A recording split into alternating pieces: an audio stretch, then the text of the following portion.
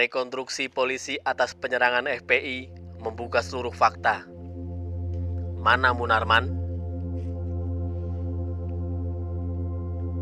Biarpun ditutupi masker, namun monyongnya mulut Munarman tetap terlihat jelas saat dirinya berkoar-koar menyangkal keterangan polisi dan mengumbar aksi mengarang bebas FPI atas kejadian penyerangan Laskar Khusus FPI terhadap anggota polisi, sehingga menewaskan 6 dari 10 laskar yang ditugaskan untuk melakukan pengawalan Imam Besar FPI, Rizik Syihab. Lucunya, ketika ke-6 orang preman ini masih hidup, mereka diagung-agungkan dengan sebutan laskar, mana Laskar Khusus pula.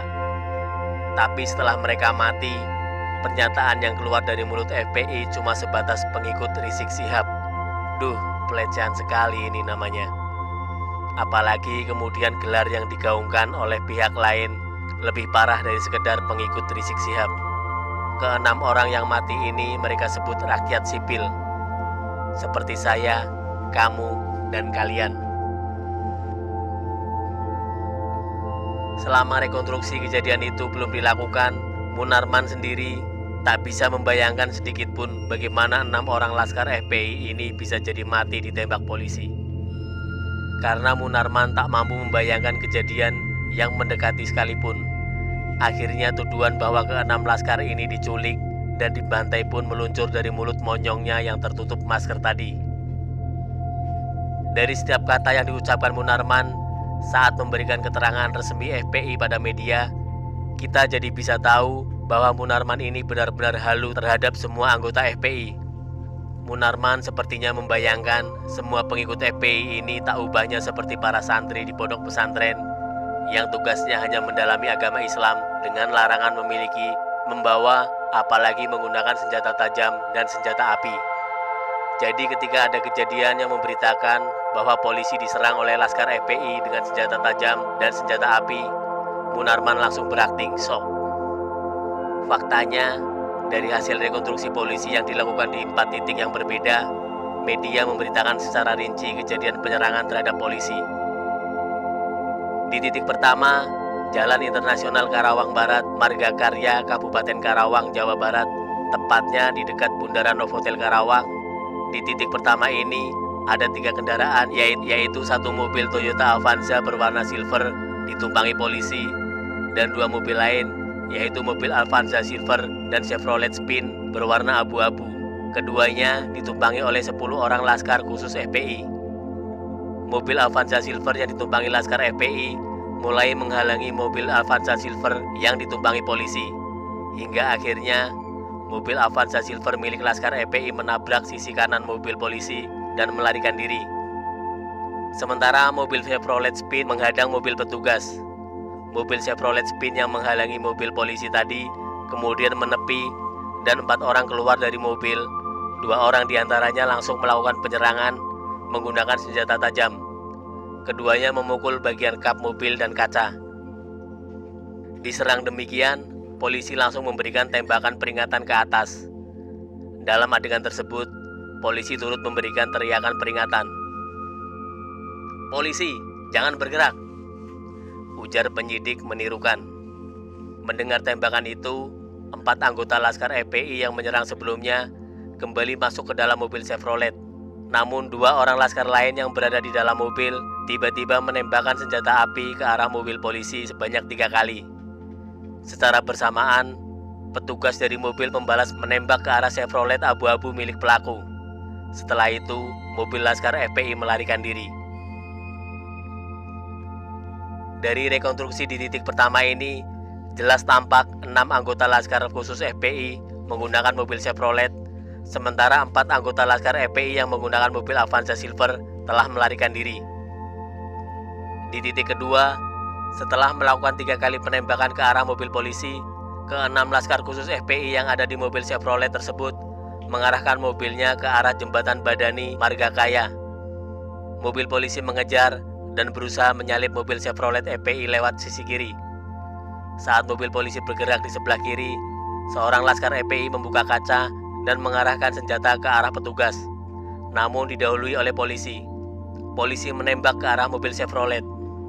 Wow, gila banget, kayak di film-film. Mobil polisi kemudian mundur dan kembali berusaha menyalip dari sebelah kanan sambil kembali mengarahkan tembakan ke mobil Laskar FPI. Kaca jendela kiri mobil Laskar FPI terbuka dan pelaku yang duduk di tengah menodongkan senjata ke arah mobil petugas.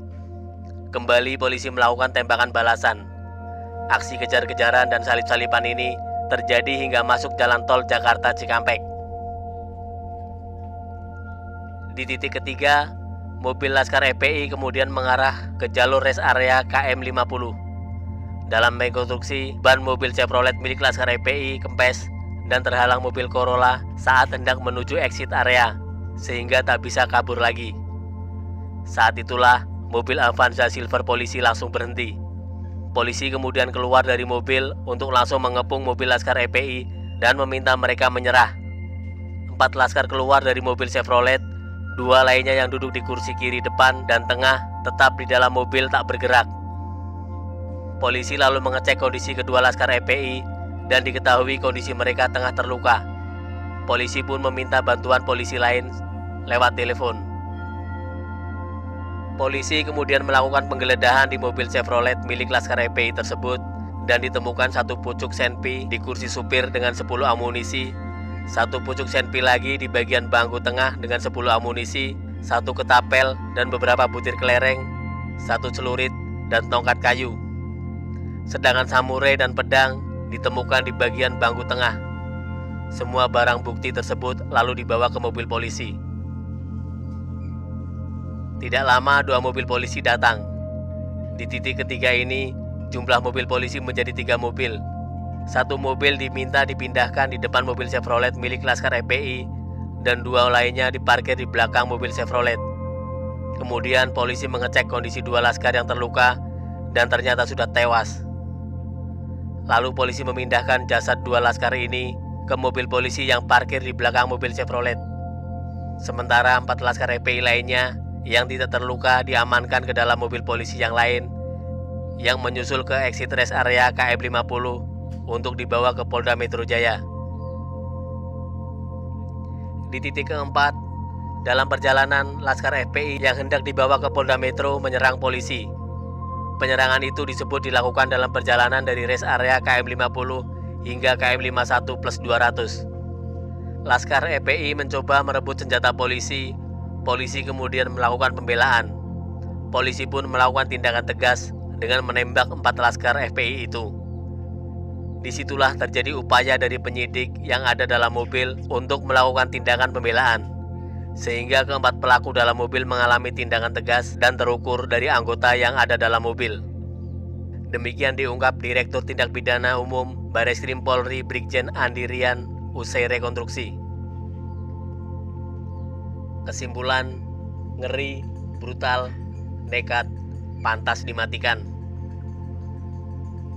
Dari rekonstruksi kejadian yang disaksikan oleh pihak luar dan dilakukan secara rinci dan transparan, jelas memperlihatkan pada kita semua bahwa ini adalah konfirmasi bahwa Munarman benar-benar tidak mengenal sepak terjang anggota laskarnya sendiri.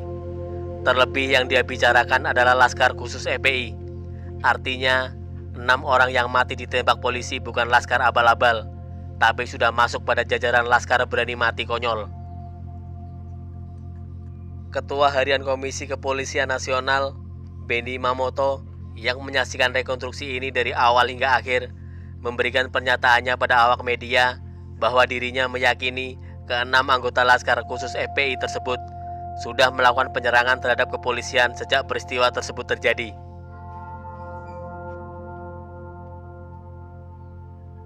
Saya saksikan dari awal sampai akhir, saya saksikan sendiri terjadi penyerangan, yang aktif menyerang dari kelompok itu dari awal.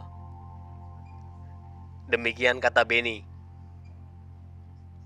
Jika kemudian ada saksi yang mengatakan bahwa dia tidak mendengar suara tembakan, coba itu yang nanya si saksi, suruh pakai rumus fisika untuk menemukan kenyaringan suara tembakan dengan mengotak-atik variabel kecepatan kendaraan, kecepatan angin, suara kendaraan lain, dan jarak dengar. Berapa tuh hasilnya? Kalau Munarman kemudian menuduh bahwa para laskar itu dibawa dulu ke satu tempat lalu dibantai, memang benar. 4 laskar yang ditembak itu sedang dalam perjalanan menuju satu tempat yang disebut Polda Metro Jaya. Karena di dalam mobil pun 4 laskar itu masih berusaha menyerang dan merebut senjata polisi. Jelas, polisi akan bertindak tegas dan menembak mereka. Itu yang disebut tindakan tegas dan terukur. Terus maunya Munarman itu, polisi harus diam atau menyerahkan senjata mereka ke si laskar gitu? Kemudian Munarman juga mengatakan ada 3 mobil polisi dan 1 mobil laskar. Itu juga benar. Munarman tidak tahu, tapi sok tahu. Kalau 2 mobil polisi lain datang kemudian karena ditelepon kawan-kawannya yang mobilnya sudah dirusak oleh laskar FPI. Tapi Munarman asbun saja menuduh bahwa 1 mobil laskar FPI lah yang diserang dan dipepet oleh 3 mobil polisi. Mana si Munarman ini juga bilang mobil laskar hilang. Kalau sudah begini, Munarman memang pantas untuk dilaporkan karena sudah membuat fitnah terhadap kepolisian. Ayo kita dukung polisi untuk segera menangkap Munarman, seorang pengacara yang ilmu dan keahliannya sendiri gak kepake oleh FPI. Artikel ini dikutip dari siwo.com, ditulis Erika E. Bener.